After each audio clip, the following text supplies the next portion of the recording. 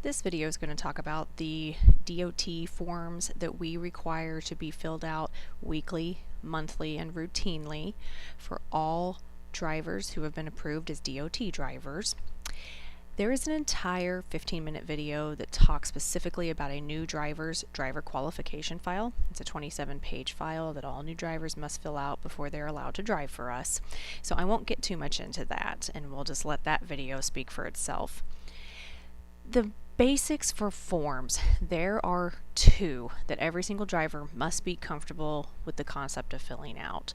One is a weekly file that's turned in but holds daily information. The other one is turned in monthly but holds information for every single trip this driver makes with a trailer hooked up.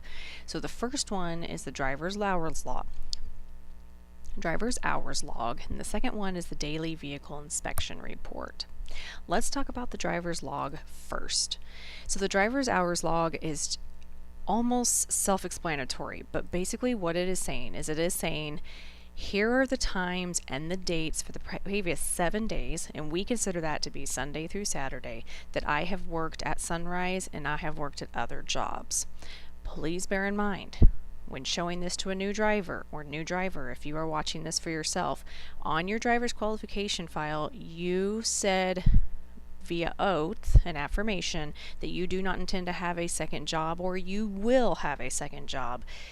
Please let me know if you said you would not hold a second job, but you actually do. We need to do a little addendum to your driver's qualifications file, or if we are audited by the federal DOT, we will be out of compliance and you will be out of compliance.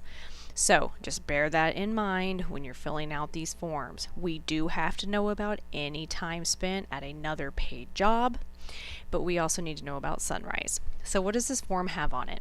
You put your name at the top, the driver's name, the week starting Sunday to week ending, the ending Saturday. Again, it is always Sunday through Saturday. We don't want any other combination. We don't want Monday through Sunday. We don't want Tuesday through Monday. It should be Sunday through Saturday.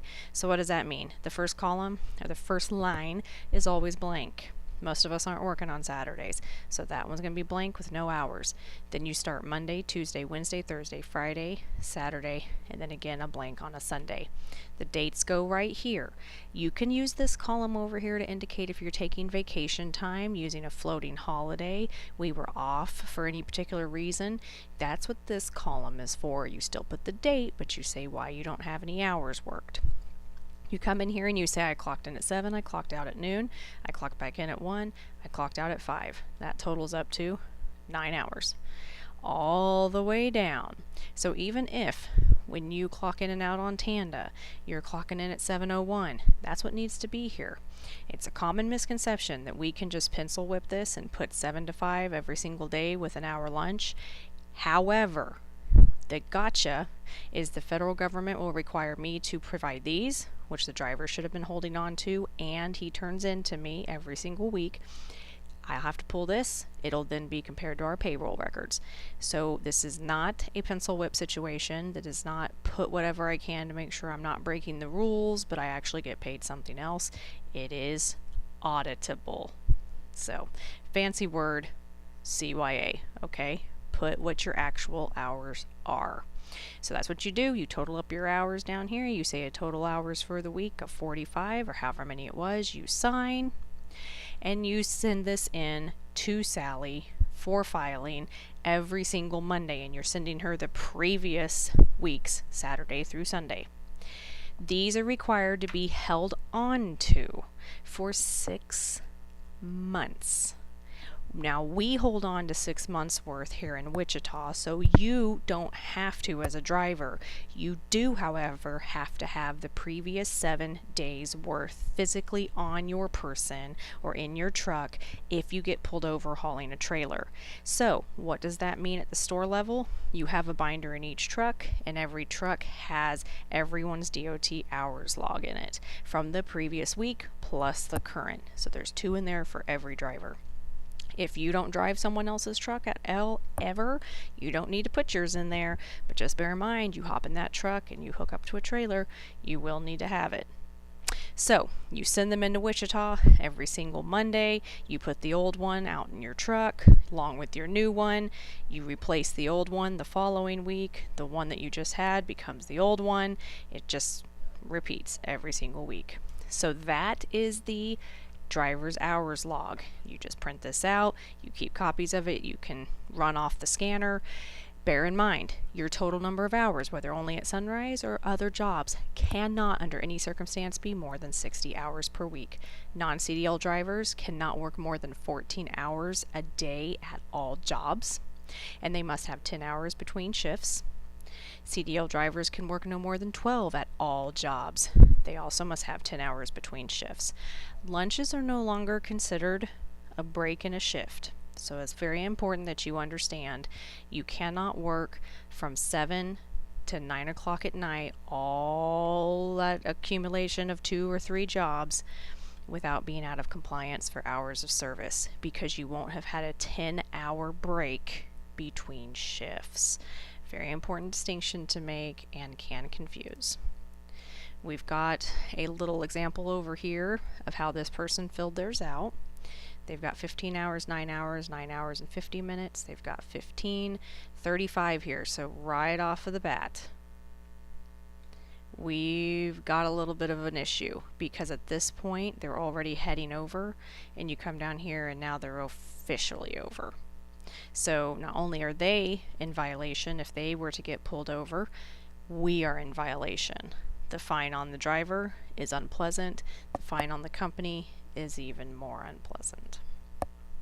So that's the hours of service log. It's filled out every single day with your timesheet in essence, and it is turned in once a week on Mondays to Sally. The next form is the daily vehicle inspection form. So let me pull this up here. This is literally a pre and post trip record. There should be one in every truck. Notice I did not say one for every trailer, but one for every truck. This follows the truck and any trailers it hauls, but one form per truck, and then the units that's being hauled are recorded.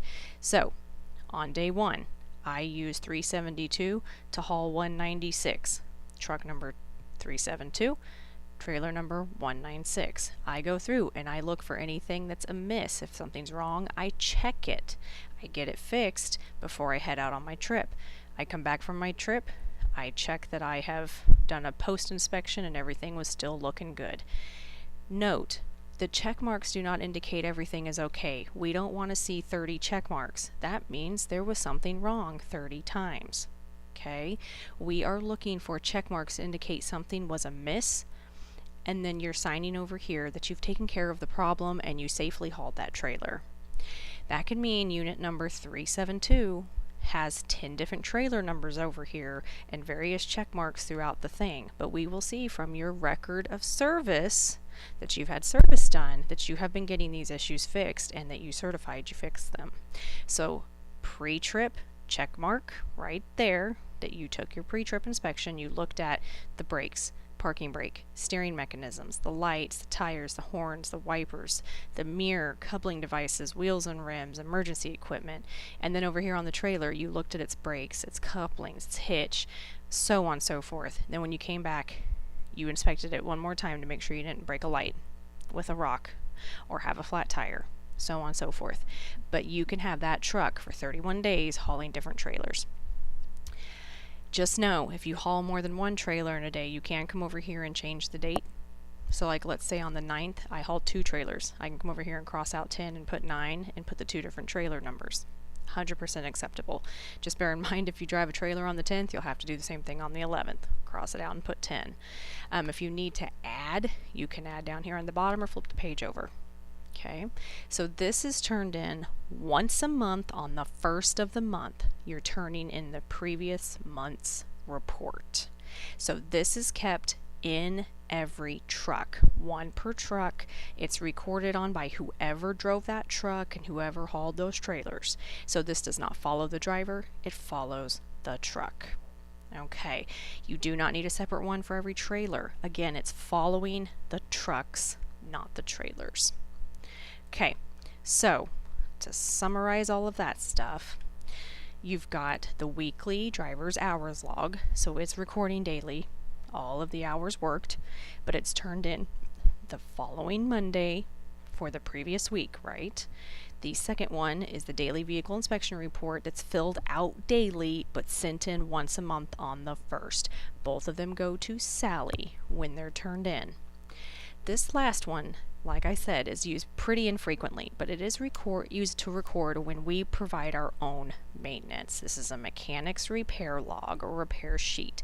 So the date that you did the work, the vehicle number you worked on, who you are, the odometer reading of the vehicle, and the location the unit was repaired in. So like Nest City truck is in Nest City. What did you do? Did you lube oil filter, replace a headlight, tire repair, new tires? And then there's a place for other to get into more detail. The parts you purchased, and then any comments. While I was working on this, I also found a broken tail light, replaced that as well, so on, so forth. The store manager signs off on it. This gets sent in with any receipts, whether that be on a credit card or on a you took some cash out of petty cash. We need these forms. These are sent over to Sally or to AP, and they get them to Sally when you send in the receipts for either reimbursement or to be paid via AP or to be put on a credit card. So that is the 3 most important forms that you have. Periodically throughout the year, we have to recertify our motor vehicle records that we have pulled. That's done, it just kind of depends on where you start. It's 1 year from the time we ran the first MVR. There's forms for that, but you will receive those directly from me when they are required, and I will have an explanation of how to fill those out. You'll see I have a little note here with those forms, so nothing to be concerned about. And there's various forms that come up from time to time. If you're in an accident, we've got forms for that. If you have to have a drug test because you're a CDL driver, there's forms for that, but they're so specific to unique situations. I don't necessarily keep those and blast people with them because you don't need it till you need it. If you have any questions about DOT forms and